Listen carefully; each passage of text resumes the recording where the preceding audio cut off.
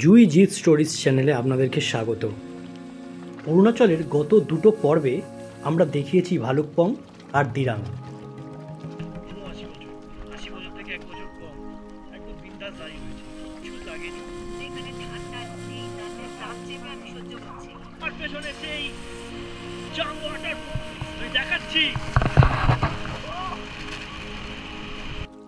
এই পর্বে থাকছে দিরাং থেকে তাওয়াং যাওয়ার পথে এক ভয়ঙ্কর যাত্রাপথ, যার মধ্যে পড়বে সেলা লেক এবং সেলা পাস।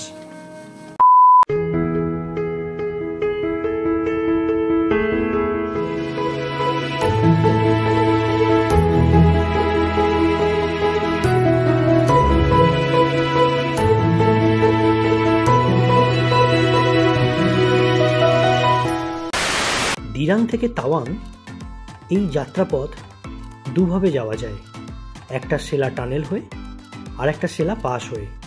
সেলা টানেল কিছুদিন আগেই উদ্বোধন করেছেন আমাদের প্রধানমন্ত্রী। আরেকটা রাস্তা হলো সেলা পাস। এই সেলা পাস ধরেই যেতে হতো তাওয়াং। আর এই সেলা পাশেই শীতকালে প্রচুর পরিমাণে তুষারপাতের কারণে অনেকটা সময় রাস্তা বন্ধ থাকতো। তাওয়াংয়ের খুব কাছেই যেহেতু চীনা বর্ডার, যেটা আমাদের বুমলা পাস, তাই দেশের নিরাপত্তার কারণে এই সেলা টানেল কিছুদিন আগে উদ্বোধন করেছে। তার কারণ যাতে বছরের প্রতিটা সময় তাওয়াং যেতে কোনো অসুবিধার সম্মুখীন হতে না হয়। তোমরা দেখতে পাচ্ছ যে আমরা এখন রাস্তা দিয়ে না, আমরা এখন মেঘের মধ্যে দিয়ে হাঁটছি, মেঘের উপর দিয়ে। মনে হচ্ছে যেন ফ্লাইটে রয়েছি। পুরো রাস্তাটা মেঘ এবং আমাদের চারিদিকে মেঘ, তোমরা দেখতে পাচ্ছ। সামনেটাও দেখাচ্ছি একবার, শুধু মেঘ, মেঘ ছাড়া আর কিছু না।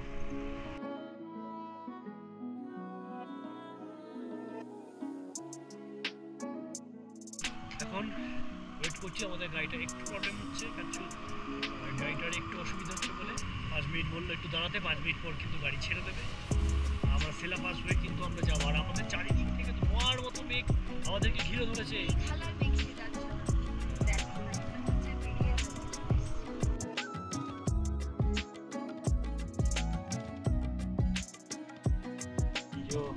হাতে জঙ্গলি স্ট্রবেরি তুলেছে, খাবে তো এগুলো। গাড়ি ঠিক হয়ে যাওয়ার পর আমাদের আবার যাত্রা শুরু হলো।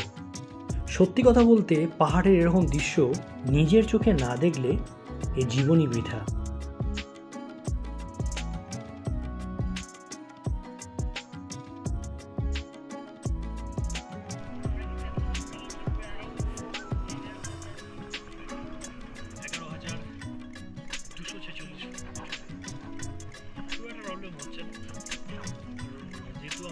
মাঝে গ্যাপ দিয়ে উঠেছি, তাই প্রবলেমটা ঠিক হচ্ছে।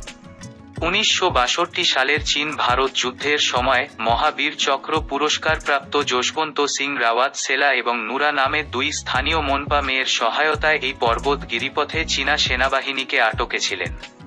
পরে সেলাকে হত্যা করে নুরাকে আটক করা হয়।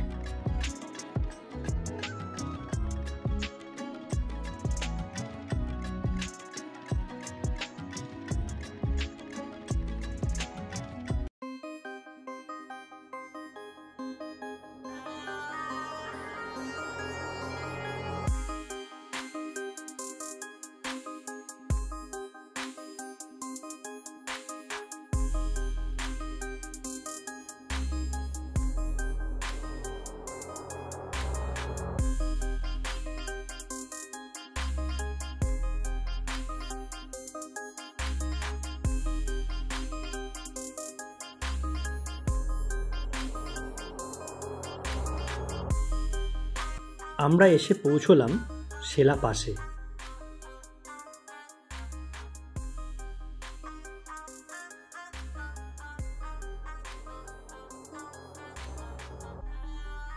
তাওয়াং ভ্রমণের সময় সেলা পাস এবং হ্রদ কেবল দেখার জন্য একটি সুন্দর জায়গা নয়, তবে এটিতে সাহসিকতা এবং ভালোবাসার গল্প রয়েছে।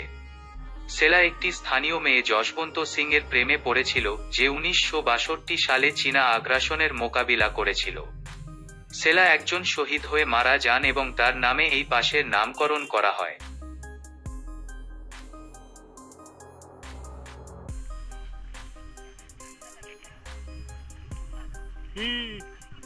সব ঠিক আছে তো?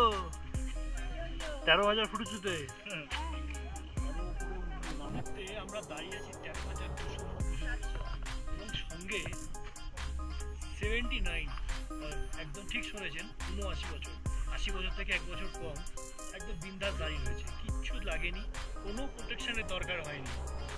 বলছে লড়কে লেঙ্গে হাম সেলা পাস, একদম হাত পা নাচছে, জানি না, প্রচণ্ড ছটফট করছে, বয়সটা খুব খারাপ বয়স, প্রচণ্ড ছটফট করছে, আর মারাত্মক ঠান্ডা, সোয়েটারগুলো রয়ে গেছে হচ্ছে লাগেজের মধ্যে, আমরা প্রথমে বুঝতে পারিনি, ঠান্ডা মানে অস্বাভাবিক ঠান্ডা,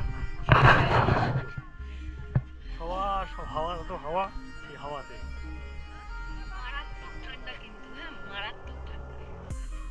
এখন টেম্পারেচার এখানে হচ্ছে তোমার 5 ডিগ্রি, তো 5 ডিগ্রিতে আমার কোনো সোয়েটার নেই বলে কিন্তু ভেবো না যে এখানে ঠান্ডা নেই, দাঁত চেপে আমি সহ্য করছি। টেম্পারেচার আবার বলি 5 ডিগ্রি সেলসিয়াসে এখন এই মুহূর্তে। এখান থেকে এখনো 80-90 কিলোমিটার। আর চলো আপাতত সেলা পাসকে টাটা জানাবার সময় হয়ে গেছে। সোয়েটারটা বার করা হয়নি, সেই জন্য কিচ্ছু করার নেই। সেলা লেককে বাম দিকে রেখে আমরা এগিয়ে যেতে থাকলাম আবার তাওয়াংয়ের উদ্দেশ্যে। সামনে ছিল টুপি পরে নিয়েছি, আর এখানে আমি দেখাচ্ছি ওয়াটারফলসটা, একবার শুধু দেখো।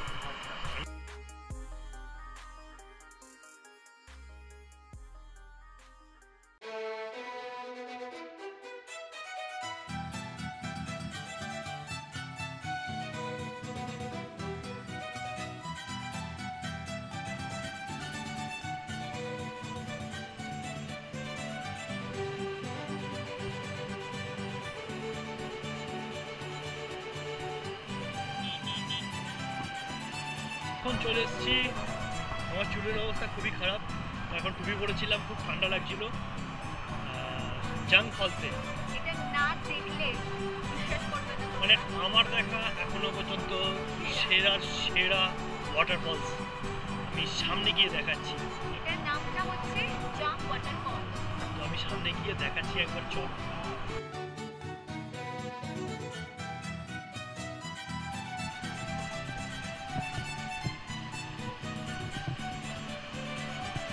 দিকে জল পুরো ভরে যাচ্ছে, আর আমার পেছনে সেই জাং ওয়াটারফল আমি দেখাচ্ছি।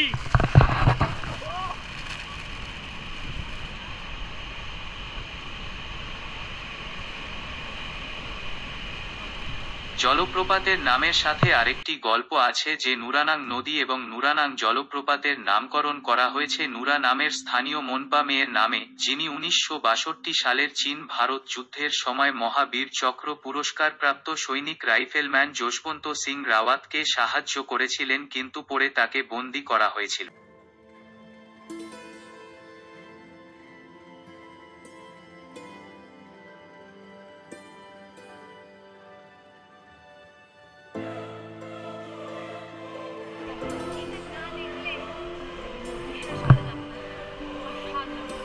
অনেকেই বলবে যে গাড়ি থেকেই তো দেখা যাচ্ছে, না নেমে দেখতে হবে।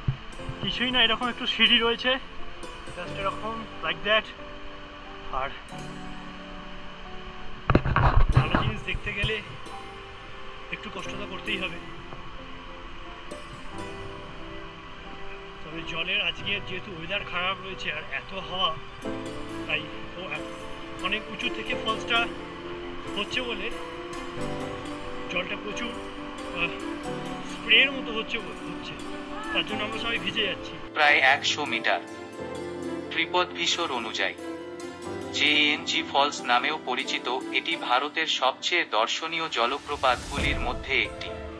প্রায় 100 মিটার উচ্চতা থেকে পড়ে এই পতনের শব্দ অনেক দূর থেকে শোনা যায়।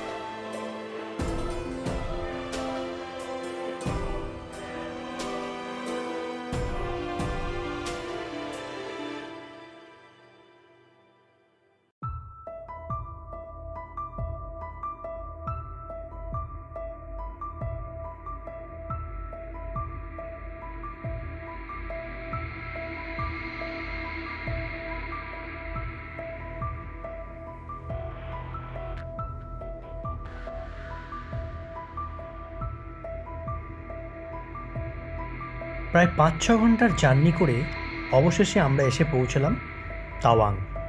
আর এটাই হচ্ছে তাওয়াংয়ের লোকাল মার্কেট, হোটেল দাওয়া। এই হোটেলেই তাওয়াংয়ে এখন আমাদের 3 দিনের রাত্রিবাস। তাওয়াং মনেস্ট্রি, বুদ্ধিস্ট টেম্পল এবং আরও লোকাল সাইট সিন আমরা নেক্সট পর্বে দেখাবো। ব্লগগুলো ছোট ছোট করছি যাতে আপনাদের দেখতে সুবিধা হয় এবং সব ইনফরমেশন যাতে আপনাদের সাথে শেয়ার করতে পারি। তাহলে দেখা হচ্ছে আপনাদের সঙ্গে নেক্সট পর্বে পুরো তাওয়াংকে ঘিরে। তাই নতুন হয়ে থাকলে অবশ্যই চ্যানেলটা সাবস্ক্রাইব করুন, পাশে থাকুন, দেখতে থাকুন, ভালো থাকুন। তাওয়াং স্পেশাল পর্ব নিয়ে খুব শীঘ্রই দেখা হচ্ছে। আজকের মতো এখানেই শেষ। টাটা, গুড বাই, ভালো থাকবেন। জয় হিন্দ।